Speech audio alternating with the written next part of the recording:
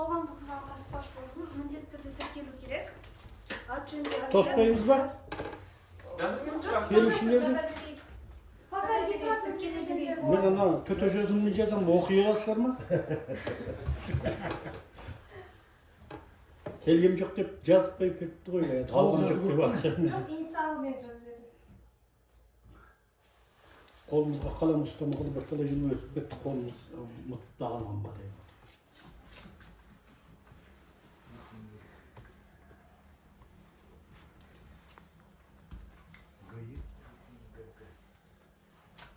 Ай, бір айыз сайық жене болсыды. Біз шешіліп айызсы болмаса болмайтын болды. Жер тарқады, бе?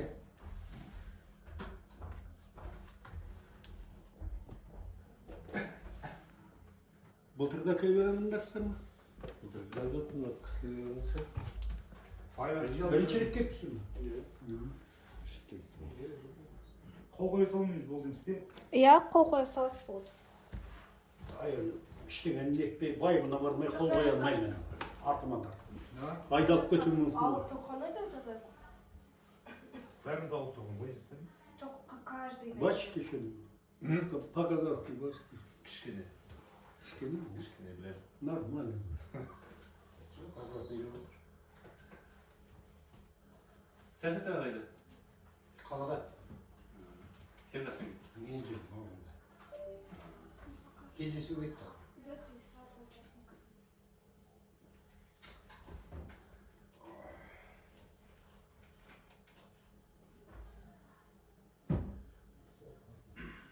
На жаққа телефон Білмейді ғой, мен өзім жаққа қойым. Местный. Мне может скидка. Фирма. Марк Кульго. Мен де қойып сенде. Налоги. Мұхтар деген сол Салем айтты. Жоқ, Басмедікке бітіреміз. Астанада. Ана қалада азамат деген. Офистардың өзгірінде. Азамат деген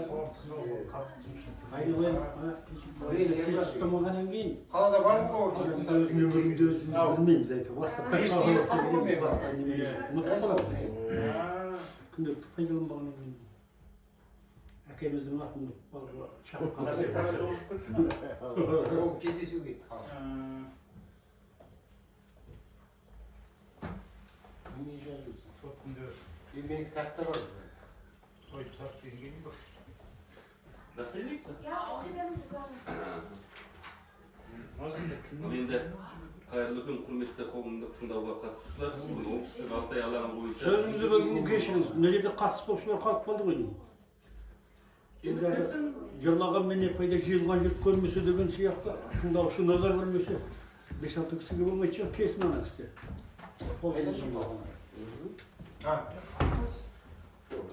Ағана жаққа қол қоя саламыз.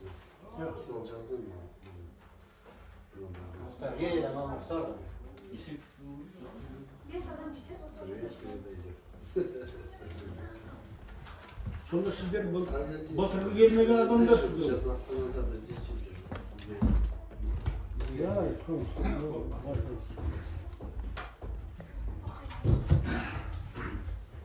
Қайырлы күн, құрметті қоғамдық тыңдауға қатысушылар. Оңтүстік Алтай алаңы бойынша барлау жоспары бойынша қоршаған ортаға Қазақстан Республикасының экологиялық кодексінің 7 бабының 11 тармағына және қоғамдық тыңдаулар өткізу қағидаларының 21 тармағына сәйкес қоғамдық тыңдаулар әкімшілік аумақтық бірліктің облыстар, облыстық және аудандық маңызы бар қалалар жергілікті атқарушы органның өкілінің төрағалығымен өткізеді. Мен Қизат Болат Қизатұлы, Марқұл ауылдық округінің әкімі, жергілікті атқарушы органның өкілі ретінде осы жиналысқа төрағалық етемін. Жиналыстың күн тәртібі оңтүстік Алтай алаңы бойынша барлау жоспары жобасы бойынша қоршаған ортаға ықтимал әсерлер туралы есеп. Қоғамдық тыңдауларды өткізу қағидаларына сәйкес жиналысқа қатысушылар қоғамдық тыңдаулардың хатшысын сайлап, қоғамдық тыңдаулардың регламентін бекіту қажет. Қоғамдық тыңдаулардың хатшысы ретінде Хасенова Еркежан Бейсенбекова сайлауды ұсынамын. Қолдайтындарыңыз қол көтеріңіздер. қарсы қалушы жоқ. Барлығымыз қол көтеруіміз керек, ол секретарь. Немен үшін деп айтыңыз? Хатшы протоколында. Обязательно протоколды дайындаймын. Қалыс қалушы жоқ қолдады. Құрметті қатысу, хатшы болып Қасенова Еркежан Бейсенбековна сайланды. Жиналыс хатшысының функцияларының орындау бастауыңызды сұраймын. Мен қоғамдық тыңдаудың келесі регламентін ұсынамын. Қоғамдық тыңдауларға қатысушыларды тіркеу, қоғамдық тыңдаулардың ашылуы, баяндамашы РУД проекті жауапкершілігі шектеулі серіктестігінің экологы Ержан Назерке Ержанқызы жалпы уақыты 20 минутқа дейін. Баяндаманы талқылау, қоғамдық тыңдауларға қатысушылардың ескертулері мен ұсыныстарын тыңдау, қоғамдық тыңдаулардың тақырыбы бойынша сұрақтар мен жауаптар жалпы уақыт 30 минутқа дейін. Сөйлеу, сұрақ қою, ескерту немесе ұсыныс жасау үшін қолыңызды көтеріп, өзіңізді таныстыруыңыз керек. Бір сұрақ қоюға, ескерту немесе ұсыныс жасауға бөлінген уақыт 5 минутқа дейін. Сұрақтар, ескертулер мен ұсыныстар жиналыстың күн тәртібіне сәйкес қоғамдық тыңдаулардың мәні бойынша болуы тиіс. Сұрақтар, жауаптарға 5 минутқа дейін. Бастамашы сөз сөйлеушілерге 5 минутқа дейін, қоғамдық тыңдаулардың қорытындылау 15 минутқа дейін. Қатысушылардың сұрақтары мен ескертулерімен және ұсыныстарымен сөз сөйлеу ережесі. Әрбір қатысушы кезек тәртібімен жолы бойынша сұрақ қоюға, ескерту мен ұсыныс айтуға құқылы. Кім бірінші болып қол көтерсе, сол сұрақ қойды немесе ескерту мен ұсыныс береді. Екінші, егер қатысушы сұрақ немесе бірнеше сұрақ қойса, немесе жоба бойынша ескерту мен ұсыныс білдірсе, ол келесі сұраққа немесе ескерту мен ұсынысы тек басқа барлық қатысушылар өз сұрақтарын қойып, ескертулері мен ұсыныстарын айтып болғаннан кейін ғана қояды.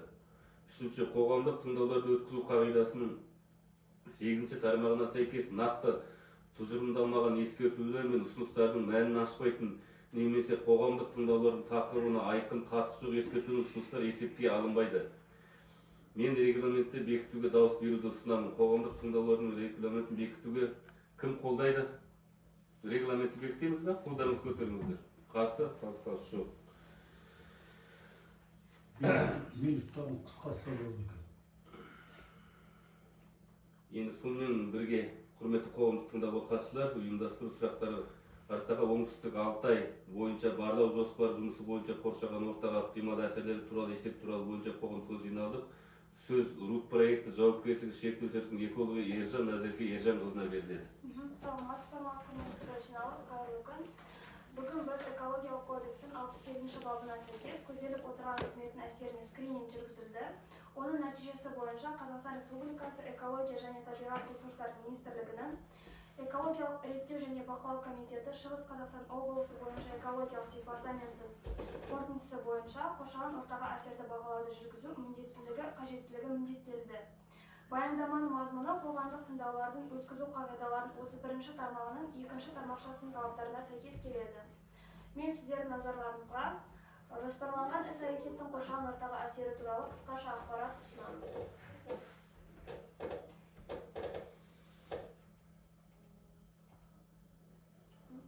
Санкон Инвест жеке шаруашылық серіктестігі 2019 жылғы 11 желтоқсанда берілген 447 ЕЛ қатты пайдалы қазбаларды барлауға арналған лицензияға ие.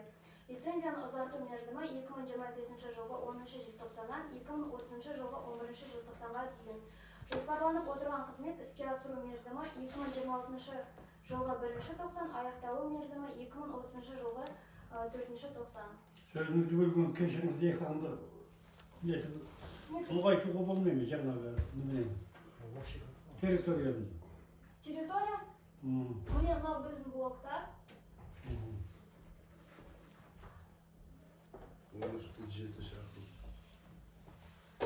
Қайнарлы ауылы міне орналасқан 9 километр қашықтықта. Центрға жер болып тұрсың. Ау? Центрға жер болып тұрсың. Әрине 9 километр жер бар. Міне біздің участок. Мынау Қайнарлы ауылы ең жақын орналасқан ауыл, сондықтан осы жерде өткізіп жатыр. Әкімшілік аумақтық тұрғыдан алғанда оңтүстік Алтай алаңы барлау учаскесі Қазақстан Республикасы Шығыс Қазақстан облысы Марқакөл ауданында орналасқан. Облыс орталығы Өскемен қаласынан оңтүстік шығысқа қарай 500 км қашықтықта, ең жақын елді мекен Қайнарлы ауылынан солтүстік батысқа қарай 9 км қашықтықта орналасқан. Оңтүстік Алтай алаңы учаскесінің орналасқан ауданның жағдайлық картасы. Ближайшие населенные жақын орналасқан ауданында. Учасканың ауданы 13,7 километр текше.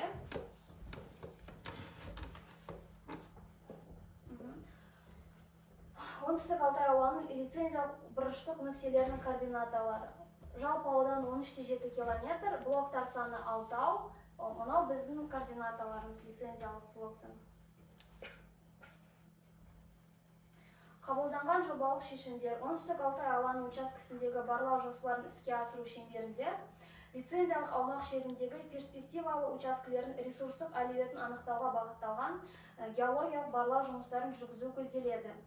Жобада лицензиялық аумақтың және бөлінген перспективалы учаскелерді геологиялық құрылымын зерттеу, кен шоғырларын орналасуын ерекшеліктерін, сондай-ақ негізгі кенденуді бақылаушы факторларды анықтау қарастырылған. Жұмыстар Қазақстан Республикасының жер қойнауы және жер қойнауын пайдалану туралы кодексінің талаптарына сәйкес орындалатын болады. Жалпы қолданылған жобалық шешімде ол далалық база жұмыс учаскесінің негізінде орналастырылады. Далалық лагерден жұмыс учаскелеріне дейінгі қашықтық орта есеппен 1 километрді құрайды. Далалық лагерді орналастыру кезінде топырақ жамылғысы, жер бедері және өсімдік жамылғысы бұзылмайды. Жобаланатын жұмыстарды жер үсті және жер асты суларына теріс әсер етпейді. Оларға жанар жағармай материалдары мен шаруашылық тұрмыстық ағындылардың түсуін болдырмайды. Жұмыс құрамы көлеміне байланысты лагерде орта есеппен 22 адам жұмыс жасайды. Жұмыстар негізінен маусымдық сипатта вахталық еңбек әдісін қолдану арқылы жүргізіледі. Далалық жұмыстарға шығу тиісті бұйрықпен рәсімделінеді. Далалық маусымның ұзақтығы 12 айды құрайды. Вахта ұзақтылығы 15 күн сайын. Жобада тау-кен қазбаларын орналастырылатын учаскелерде топырақ құнарлы қабатын тазарту және алу қарастырылған. Жұмыстар бульдозерді пайдалану арқылы жүзеге асырылады. Су қорғау аймақтары шегінде жұмыстар жүргізу жоспарланбайды. Объектілер елді мекендерден қашық жерде орналастырылады. Жобада жалпы көлемі тау массасының көлемі 948 метр текше болатын 17 канава қазу және канава қазу кезінде 94,8 метр текше топырақ өсімдік қабатын алу қарастырылған. Бұрғылау жұмыстары Урал 4320 автокөлігі базасындағы Атлас-Копка бұрғылау қондырғысымен жүргізу жоспарлануда. Орташа тереңдігі 60-70 метр болатын көлбеу бағыттағы 42 ұңғыманы колонкалық бұрғылау қарастырылған. Бұрғылаудың жалпы көлемі шамамен 5430 метрді құрайды. Бұрғылау алаңдарын орналастыру үшін жалпы көлемі 42 метр текше топырақ өсімдік қабаты алынып, кейін ол аумақ қалпына келтіріледі. Осылайша 2026-2030 жылдар аралығында алынатын тау массасының жалпы көлемі 948 метр текше, ал алынатын топырақ өсімдік қабат көлемі 146,4 метр текшені құрайды. Бұрғылау аяқталғаннан кейін жобада су өткізгіш қабаттарды және болашақта игеруге жататын пайдалы қазбаларды, аралықтарын, ұңғыманы, оқпаны мен жарықтар арқылы судың түсуіне қорғау мақсатында ұңғымаларды жою тампонажы жүзеге қарастырылған, яғни рекультивация болады. Ұңғымалар елді мекендерден қашық орналастырылады, ал бұрғылау тау-кен жұмыстары су қорғау аймақтарында жүргізілмейді. Геологиялық құжаттау аяқталғаннан кейін ұңғыма оқпандары экологиялық қауіпсіз саз ерітіндісімен тампонажданады және канавалар мен сынамалар алу химиялық талдамалық зерттеулер жүргізілгеннен кейін рекультивацияланады. Біздің қажетті жабдықтардың тізімі ол бізге бульдозер, КАМАЗ, дизельный установка, экскаватор, бұрғылау ұңғымалары керек болады және біздің учасканың қасында полевой лагерь болады, оның схемасы көрсетілген. Енді қай учаскесі кім көрсетуге бола ма сонда? Жоқ, сол лицензиялық блоктардың ішінде орналастырылады. Болашақта. Атмосфералық ауаға әсері қарастырылып отырған аумақта жалпы 5 ұйымдастырылмаған және 1 ұйымдастырылған ластаушы көз жұмыс істейтін болады. Талда көрсеткенде атмосфералық ауаға 10 ластаушы зат шығарылатын болады. Жалпы ол биорганикалық шам бұрғылау жұмыстары кезінде болатын. Жалпы шығындылардың көлемі 2026-2030 жылдар аралығында 0,8 тонна жылына. санитарлық қорғау аймағы. Кәсіпорынның бұл қызметі Қазақстан Республикасы денсаулық сақтау министрлігінің 26.447 бұйрығымен бекітілген санитарлық қағидалар сәйкес сыныпталмаған болып табылады. Яғни барлау жұмыстары санитарлық тұрғыда сыныпталмаған, бірақ та біз экологиялық кодекске байланысты бұл екінші санаттағы объектіге жататын болғандықтан 500 метрлік санитарлық қорғау аймағын ұйымдастырдық.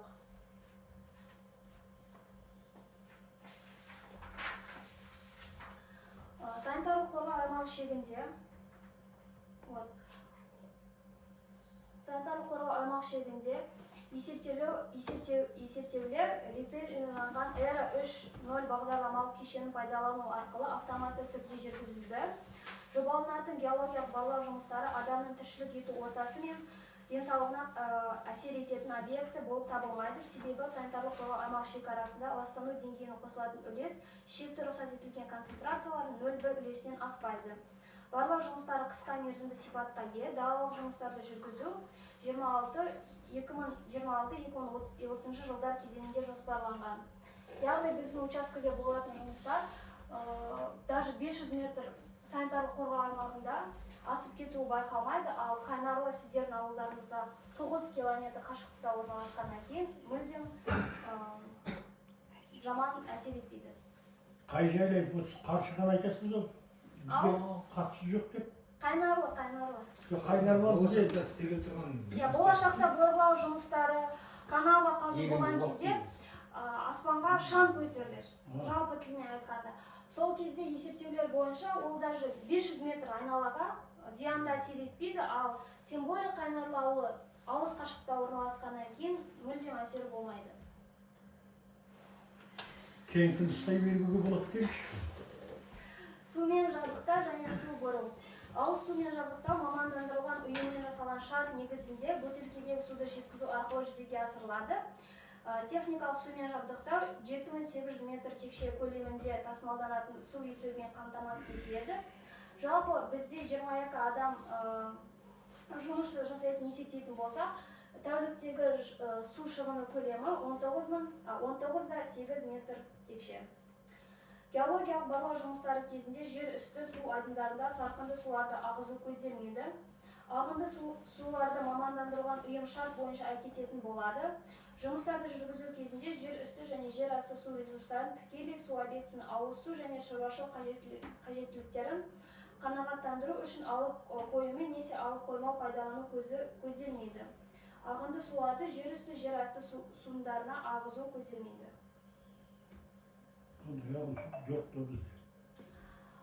Бұл ұлттық геологиялық қызмет берген справка, жер асты сулары жоқ осы учаскенің осында. Өндірістік және тұтыну қалдықтары. Жұмыс жүргізу кезінде қалдықтардың екі түрі түзеледі. Ол тұрмыстық қалдықтар 1,650 тонна жылына және металл сынықтары 0,607 тонна жылына. Қалдықтардың пайда болуының жинақтық көлемі жалпы жылына 2,257 тонна жылынаны құрайды. Қалдықтарды жинақтау Қазақстан Республикасы заңнамасының талаптарына сәйкес арнайы жабдықталған контейнерларда көзделген. Экологиялық кодекстің 320 бабы 2 тармағының 1 тармағының пункттарына сәйкес қалдықтарды түзелу орындары уақытша сақталу, жинау немесе қалдықтарды қалпына келтіру жою жөніндегі операцияларға ұшайтын объектілерге дербес әкету күніне 6 айдан аспайтын мерзімде көзделген. Физикалық әсер. Жобада қолданылатын құрылыс техникалары жұмыс орындарынан 85 децибелден аспайтын шу деңгейін қамтамасыз етеді. Шу көзі 200 метр қашықтықта тез бәсеңдейді. Ең жақын елді мекен Қайнарлы ауылы учаскеден 9 километр қашықтықта орналасқандықтан шуды азайту бойынша арнайы шаралар қарастырылмайды. Топыраққа әсерін айтатын болсақ, топырақтың құнарлы қабатын барынша сақтау мақсатында жобада қуаттылығы 0,2 метр құнарлы топырақ қабатын алдын ала алып тастау және оны кәсіпорын өндірістік алаңын көгалдандыру қажеттіліктері үшін сақтау көзделеді.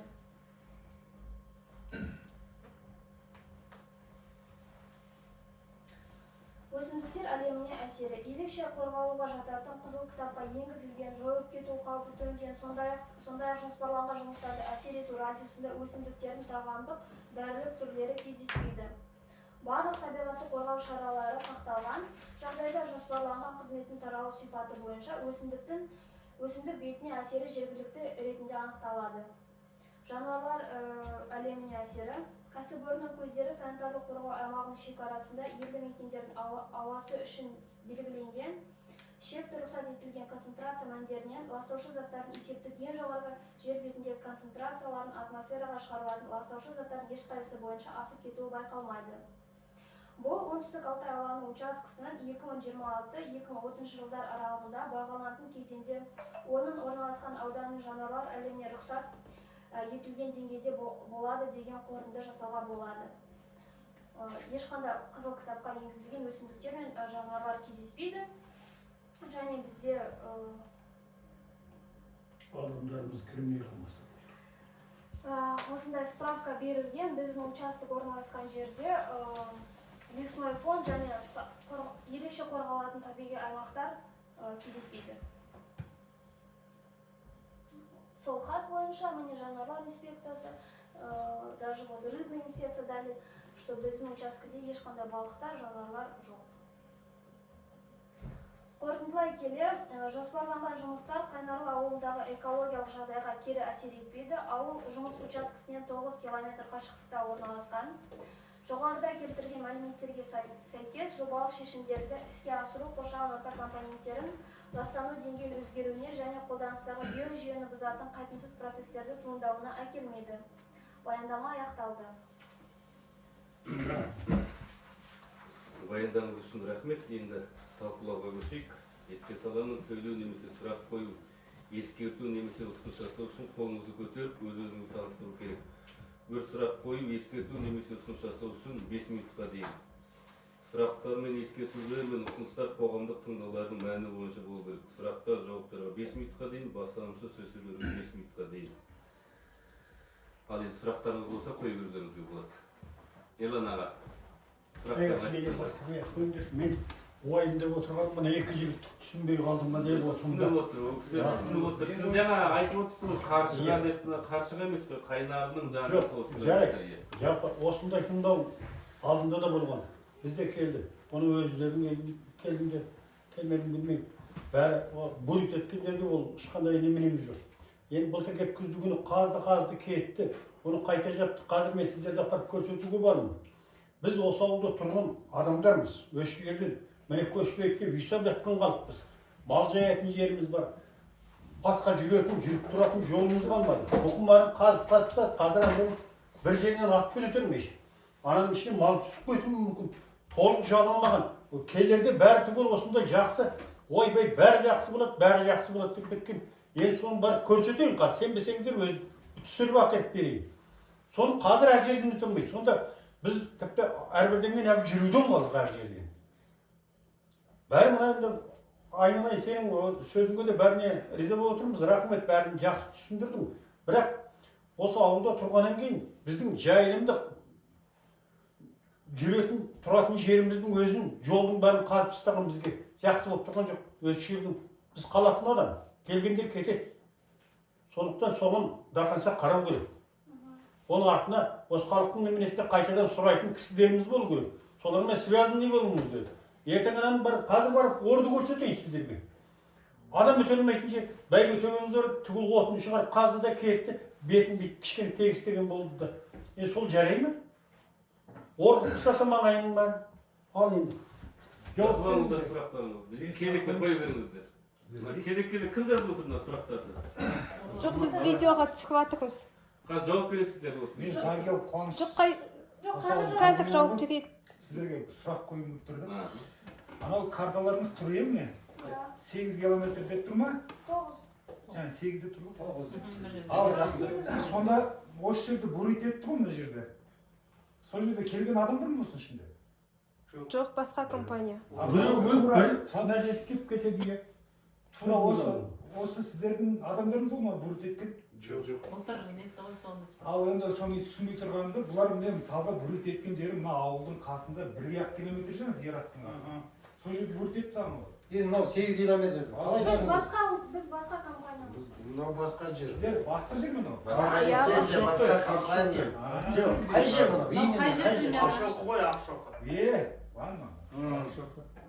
Оны біз түсінбей тұрмыз ба, мына жерде 2 километрге болмайтын жер мынау.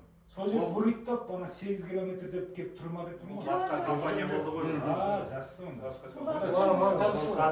онда. Біреу келеді, біз қартырамыз, бізге ештеңенің керегі жоқ. Жарайды, біз сұрамыз да мүмкін. Бірақ енді келіп, анау келіп кетеді, құйрығын ұстай алмай қалсақ, анау бәрін қартырамыз дейді де кетеді. Оның бір жауапкершілігі бар кісі бола ма? Жаңағыдай айтып отырған ямдарға кім жауап береді? Ана жерден жүруден қалды ғой. Міне қараңыз. Наркис кемес. Әлеге Ақшоққа бардыңыздар ма? Ақшоққа бардыңыздар ма? Иә. Ананың бәрі қазылған күйі жатыр ғой, малдың бәрі өлген. Қай жерде? Сонда. Жылқылар бұлар тұқылады ғой. Қазған жерді біреу жауап. Вот сіздерге дейін бұрын қазып кетті ғой, көрдіңіз. Оның алдында қазылған. Ал қазір қазсаңыздар сөйтіп қалады. Ертең сіздер де кетесіздер. Осы жылы сөз Жоқ, біз Жанылмай қалады. Қай жерде айтып отырсыз? Осы Батыс жағы, айтылған Ақшоқының. Именно сіздер Ақшоқы ма?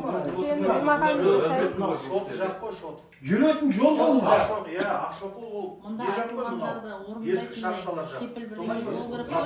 болу керек Я по такому слушаю. Иә, жаңағы бізге жатпайды. Я обязательно в таком слушании болады. Меморандум открыть беру. Жаңа сөзімді айналайын. Мына енді немереден хабар болмаса дағы, енді қазған адам бетіндегі топырағын жауып отырып кету керек қой. Иә. Ол жаңағы баяндамада оны тыңдап отырмыз жақсы. Оны бір істеген кісіні көрген көзіміз шықсын. Бір істеген жоқ. Қазір ана елдің жылқысына қазып кеткен ям соғалып қойып, ана су толғаннан кейін жаздырып өліп жатқаны бар. Оған жауап беретін кісіні таба алмаймыз. Ал деп келгенде бәрі жақсы. Үндемей отыра беруіміз керек па? Ашынғаннан шығады ащы даусың деген осы. Полиция қолында ғой олар. Акиматтың қолында.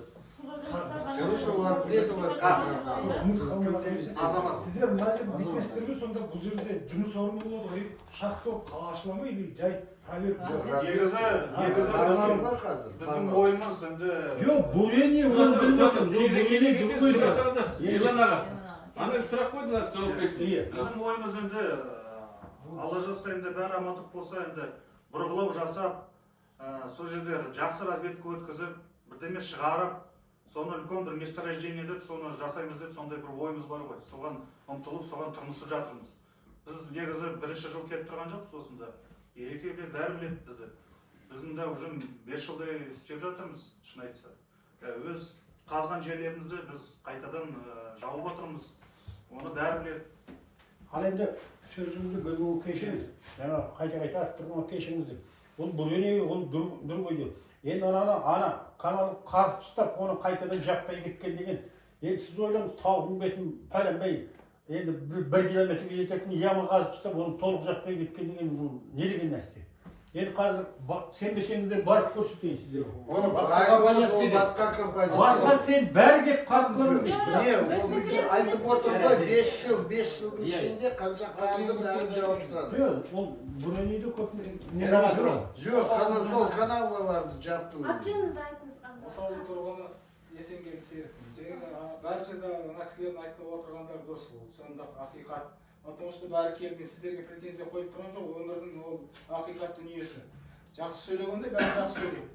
Осымен ақырын атан соққыз результатын дұрыс жасап кетсеңдер болды. Ешкім сіздерге қарсы айтып отырған жоқ. Просто жерде отырған халық только малмен ғана отыр. Егіншілік шықпайды, не шықпайды. Көшіп кеткендер малмен ғана отыр. Чтоб малдар ертең сол шұңқырға барып түспейтіндей болсын. Сол айтқан сөздеріңізде результат болса болды, басқа ештеңе керек жоқ. Ол жердің байлығы өкіметтің немесіне қарағанда оның бәрі емес, ол жердің байлығы өкіметтің қарағанда. Просто халықтың согласиясын ескере түсті ғой. Оған ешқандай қарсылығым жоқ. Бірақ артынан сондай последствиясы қалмаса болып тұр ғой. Дұрыс қой ол, дұрыс, иә. Бізге де ондай лишний проблема керек жоқ. Осы ауылдар қайрат тиеміз. батпақтан өтті ғой. Мысалы, батпақтың жолын көрдіңдер, ана жақты көріп біз жөндедік осы. Жолдан Қазында жүруден бар. именно жолды қазып кетті ғой. Көрдім мен. Придется бізге жөндеу. Жүруден қалдық жолы. Қазір жүретін жол қалмайды. Отын тасисың, шөп тасисың, бәрі. Ол енді сіздерге емес енді, бірақ енді. Біз енді бірінші жыл келгенде бұл жолды бәрін өзіміз Ал әне қыстай- істегенбіз бәрі. Жасағанбыз. Қыста міне жөмішкен деді де, Ерағаным айтып отырған сол. Иә. Ана жер ям болып қалды. Ол біздің міне қой жаятын жер, сиыр жаятын жер, солай кетеді. Шұңқыр болған, әр жерден машина жүретін, шөп таситын жолды қазып кеткен жақсы. Пайдасын көргеннен кейін оның жауапкершілігі болу керек. Иә. Дұрыс қой, дұрыс қой. Біздің ауылда ешқандай жұмыс орын, балалар жұмыс қалу деген ондай болмай ма? Жұмыс қалу. Енді қазір мына барлау ретінде білмеймін енді қазір қалай болады. Енді келешекте бәрі амандық болса, добыча лицензиясын алсақ, әрине енді біз оған неміз ғой енді қалай айтуға міндетпіз осы ауылдың кісілерін жұмысқа алуға міндетпіз. Өзім Бару барам. керекпіз. Ал енді Өзім көріп барам. тұрғанда Тексеріп, жұмысқа енді береміз. мамандығы болмаса, сонда сіздер айтсаңыздаршы болмаса, енді осында кен барлау неменесіне барыңдар деп, ылғи оқушы, бәрі сот болып, прокурор болмай, бір кен байлау неменесіне барыңдар деп совет неге бермейсің? Оқитын түгі де жоқ оның. Енді анау енді егер айтып тұрған жеріңіз анжақ болса, Ал енді жаңағы сұрақтарыңыз бойынша толық жауап аладыңыздар ма, қанағат қандыңыздар ма? Жаңағы сіздің айтып отырғандарыңыз дұрыс. Жаңағы мен мысалы ауылдық округ менің ауылым болғандықтан мен де жаңағы қоса жөнелейін. Жаңағы бұл кісілердің жаңағы жан айқайлары шынында да біреулерге қалып жатыр. Ержан аға ол айтып отырғаныңыз дұрыс. Бірақ та мына сияқты общественный слушание өткізіп, ол кісілер бүйтіп жаңағы разведкаға официальный олар қағаз алып жүрген жоқ. Олар сырттан келіп өздері келіп біліп, ана жерден келіп қашып пысып келіп сол қазып жатқандар олар. Олар жаңағы ешқандай, иә, олай нагістерді сияқты жоқ. Ол барлап жаңағы, ол жаңағы ішкі істер бөлімі, прокуратурамен ол қанша рет неше рет ұсталып, жаңағы қанша техникалық оформление кетіп жатыр. Ал бұл кісілер жаңағы официальныйға осы жерден халықтың алдында рұқсатын алып, бұл кісі облыстың алдында тіркеліп, департамент экологияның алдында, ана жерде қазір мысалы үшін облыста Zoom-мен де платформамен қатысып отыр. Ол кісілерге сұрақтарыңыз болса, ол кісілерге де қоюларыңызға болады. Ол жаңағы ол сіздер қазып кетті деп жүргендеріңіз жаңағы қашып пысып сырттан келіп жүрген кісілер ғой енді. Сияқтыларға енді жаңа баяндамаларында айтып отыр ғой, бұл кісілер жаңағы рекультивация деген жаңағы қазған жерін қайтадан жауып кету деген сияқты. Сол сияқты ғой енді. Енді сабақ осы. Ал енді сонда біз өкімет жаңа пайда болып көзімізді пәленбай жыл ұйықтап жатып жаңадан ашқандай болмайық. Оның ішінде оқырағым сен болсаң, енді сонда енді мыналар келіп қазып келіп жатқанды білмеу мүмкін емес қой. Бұлар өз пәленбай қазды, жауып кетті, әрінің бәрі чұқыр болды да қалды. Че теперь делать? Қуат, бір сұрақ. Сен айтып отырсың ғой, әкім болып отырсың. Енді сонда жұмысқа не қарамадың? Сені бесақты келгенде. Мен қазір мына деланы көтеріп алып шығамын. Мен қаншама письмо жазамын. Мен ондай бұнысы орган емес, мен сен әкімсің ғой, сен малға қарап отырмай. Мен қарап отырмын ғой, мен жіберемін мысалы үшін қағаз прокуратураға жіберемін, облысқа жіберемін, тексеруші органдар бар мысалы үшін. Тексеруші органдар бар, мен соған письмо жазамын. Сырттай келді дейсің. Ана қаншама алыстым мысалы, соның бойынша бар ғой. Жұмасына 7 өте жататын. Сұрақтар регламент бойынша болу керек, қазір запись бәрі өтіп жатыр. Регламент бойынша кеттік қой, Басқа сұрақтарыңыз бар ма? Жобалаушы мен кәсіпорынның қоғамдық сұрақтары мен жауаптары алынды деп айтамын. Енді осы бойынша Zoom арқылы тыңдауға қосылған қатысушыларға сұрақтарыңыз бар ма? Жаңа айтып отырмын Zoom бойынша деп. Zoom арқылы қатысушылар сұрақтарыңыз бар ма? Қандай сұрақ қоюымыз болады? Қазір олар сұрақ қойғысы келуі мүмкін. Ол кісілер Zoom-мен қатысып отырған, департамент қатысып отырған, мына кісілерге қойылған сұрақ. Жаңағы айтылған дүниенің бәрі сақталса, тәртібі сақталса бәрі жақсы. Келген адамдар бәрі істейміз деп кетеді, арты анандай болып қалғаннан кейін кішкене халықтың айғайы бар екенін біліп отырсыздар ғой. Ага, давайте. Я болады қоя береміз. Сіздерде рекультивация қандай образбен жасалынады жер қазғаннан кейін? Біздің проект бойынша міндетті түрде алдымен топырақ өсімдік қабатын тау жыныстарынан бөлек алып тастау қарастырылған. Канавалармен бурение өткеннен кейін қайтадан орнап келтіреді топырақ өсімдік қабатын. Канава деп отырсыздар ба? Иә. Сол жерлерге ограждение сондай мал балық тектеу үшін, адамдар балық тектеу үшін награждение болсын, да? Я болады. Планы мероприятия предусмотрены в будущем. Эми аны протокол жасайм, и потом вот каким образом организована организация водой для подъезда? Техническая вода привозная. Привозная. Қай ауылдан аласыз? Ближайших населенных пунктов. Ең жақын орналасқан ауылдардан. Сіздердің мына территорияларыңызда су алып жатыр ғой? Я. Ортасында ол суға сіздер ешқандай жұмыс ештеңе жүргізбейсіздер ғой? Жоқ. Проектными решениями предусмотрено су аймағында мүлдем жұмыс жасамау. Суды алмайсыздар, Иә. түк істемейсіздер, иә? Иә. Жақсы, департаментте сұрау жоқ. Сау болыңыз. Болды ма басқа сұрақтар? Басқа сұрақтар жоқ еді. Оқи беріңіз Бекболат. Айтшы Бұл нақтылығын өтті біздің қарастыруымызға және талқылауымызға ұсынылған оңтүстік Алтай алаңы бойынша барлау жоспары жобасы бойынша қоршаған ортаға ықтимал әсерлер туралы есеп, қоғамдық тыңдауларға қатысушылардың қаралған құжаттары мен тыңдалған баяндамалардың сапасы туралы оларды түсінудің толықтығы мен қолжетімдігі тұрғысынан жалпы пікірін айта аламын. Құжаттар толық және түсінуге қолжетімді болып табылды. Сондай-ақ қоғамдық тыңдаулар өтті деп айта аламын және қоғамдық тыңдаулар аяқталды деп жариялаймын. Барлық қатысушыларыңызға көп рахмет. Иә.